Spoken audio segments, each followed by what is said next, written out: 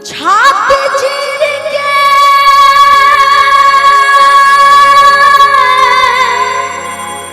हनुमान ने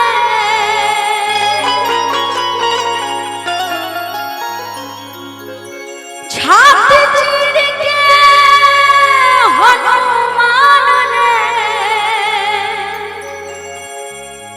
अरे बता दिए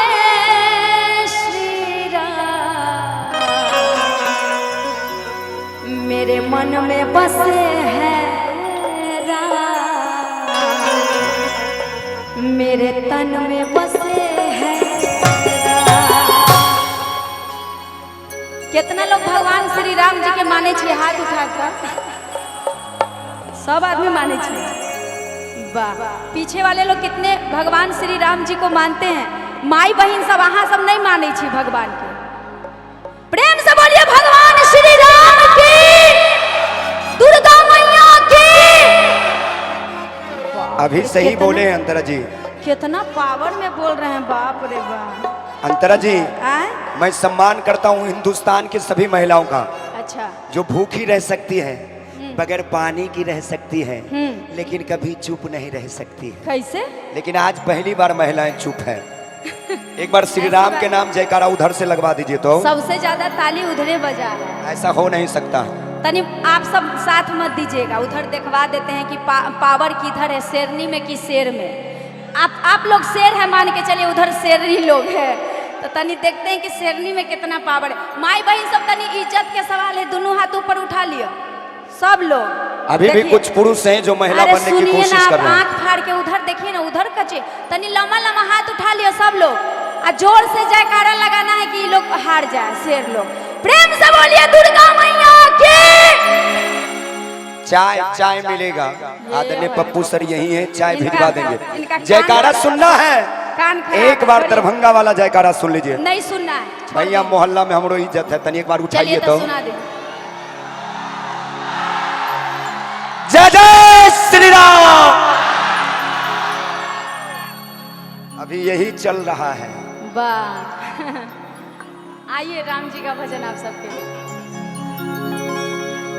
छाती चीर के हनुमान ने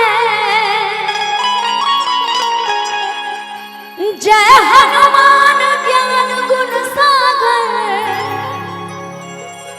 छाती चीर के हनुमान ने बता दिए श्री राम। भजन में यहाँ सब ताली बजाबे तो आगे का कार्यक्रम बड़ी बेस्ट होए वाला है। बजाबे ना, बाप रे, ये छोरा कितने तेज है। दोनों हाथ ऊपर उठा के। मेरे मन में बसे हैं राम, मेरे तन में बसे हैं राम, मेरे मन में बसे हैं राम, मेरे तन में बसे हैं राम। छाती चीर के हनुमान ने जय हनुमान ज्ञान गुण सागर। छाती चीर के हनुमान ने जय कपीस दिहलो उजागर। छाती चीर के हनुमान ने बता दिए श्री राम। मेरे मन में बसे हैं राम, मेरे तन में बसे हैं राम।